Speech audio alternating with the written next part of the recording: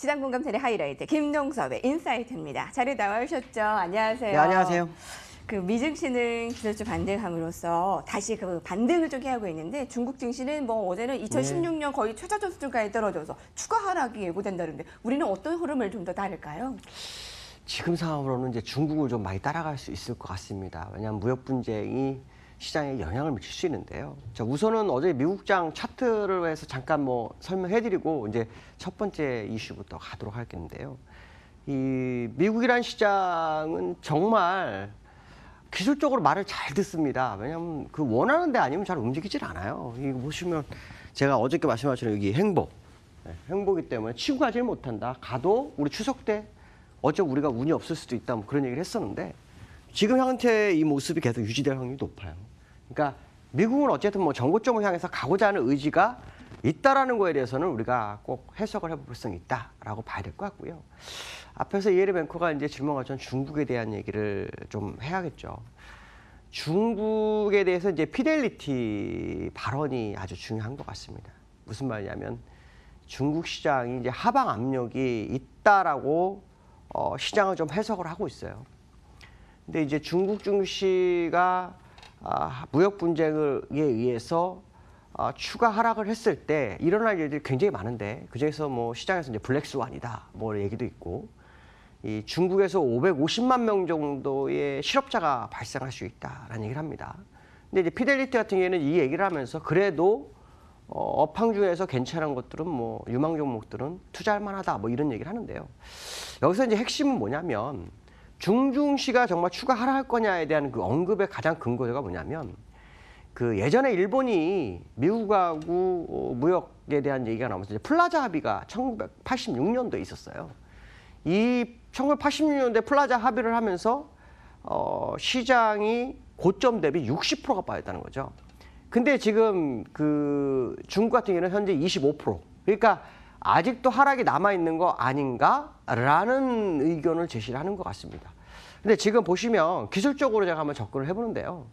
기술적으로 보시면 지금 자리가 무너졌다라고 보기엔 좀 어려울 것 같습니다. 제가 볼 때는 지금 이 자리는 제가 예전에 선을 그어놓은데 딱 걸쳐 있거든요. 물론 2달 전에 아래꼬리에서 양봉을 지난달에 메워주지 못했기 때문에 좀 어려운 부분이 있는데 지금 음봉이 또 그 아래꼬리 부분에 있어요. 그러니까 아직 시간은 남아있는데 시장에서는 이거로 인한 이제 불확실성이 커질 수 있다는 생각을 하는 것 같습니다.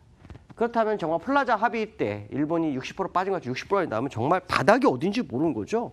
고점 대비 25% 빠졌는데 지금보다 30% 더 빠져야 된다 그러면 뭐 지수는 한 2,000이나 1,000 정도 가야 한다는 건데 그건 제가 볼 때 아닌 것 같습니다. 아마 시장이 이제 우려를 부각시키는 정도인데 그 부각하는 중에서도 그래 뭐 투자할 만하다 뭐 이런 생각을 하는 것 같은데요.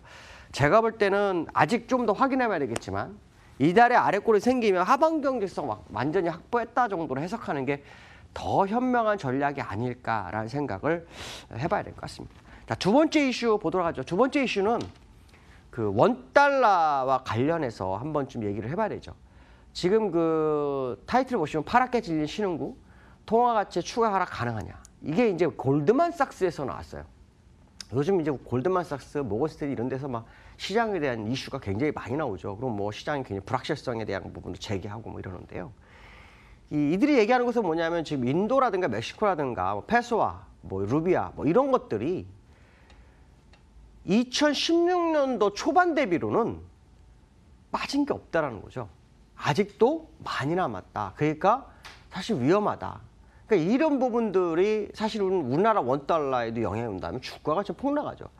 앞에서 이슈에서 첫 번째 이슈에서 제가 말씀 안 드렸지만 중국이 정말 흔들리는 상황이 되면 우리나라 시장이 미국만 따라갈 수 없는 그런 상황입니다. 무역 분쟁에 의한 부분이기 때문에. 그런 부분 속에서 사실 통화 가치 하락 가능성이 골드만삭스에 나왔다는 거에 대해서 상당히 좀 부정적인 생각을 갖게 되는 부분도 있고 또 긍정적인 생각을 갖게 되는 부분이 있는데 기술적으로 본다면 저는 사실은 2016년도 그러니까 원달러 기준을 보겠습니다. 원달러 기준을 보면 제가 여기다 쭉 선을 그어놨어요. 이게 뭐냐면 그들이 골드만삭스가 제시한 그 시점입니다. 그 시점이 뭐냐면 2016년도 2월 초니까 1월 요때까지. 그럼 현재 위치가 얼마냐면 1,126원인데 요때가 1,200원이에요. 그러니까 지금도 120원을 더 빠져야만이 된다라는 생각을 골드만삭스가 갖고 있다는 거예요. 물론 원달러가 달러의 어떤 강세 마인드로 가는 상황이 발생한다면 뭐 못 가란 법은 없겠죠. 근데 기술적으로 이제 단기적으로 보면 물론 갈 확률에 대한 부분은 항상 존재를 합니다. 단기적으로 보면 지금 현재의 일목균형표상으로 보면 정말 올라가기 힘들어요. 이평선 보신 분은 이거 무조건 고죠. 근데 제가 볼 때는 일단 스테이 후 관망. 저는 그렇게 생각을 하거든요. 왜냐하면 이게 갈 수 있는 후행 스팬이 갈 수 있는 이 정도 위치라고 봐야 되거든요. 그럼 그 정도라는 것은 시간적으로 적어도 6개월에서 7, 8개월이 지나야만이 가능하다. 그러니까 내년도가 맞지 않을까. 그럼 골드만삭스에 얘기하는 것 같은 그런 모습은 나올 수 있으나 아직은 아니지 않나라는 생각을 해봐야 될 것 같습니다. 자, 세 번째 이슈 보도록 하죠. 이건 이제 제가 우연찮게 뉴스를 보다가 보게 된 건데요. 지금 이 올해 이 내만여의 날이 369, 12에 있습니다. 3월하고 6월 달의 모습을 보니까 만기의 날에 결정된 지수가 향후 며칠을 좌우했다라는 거죠.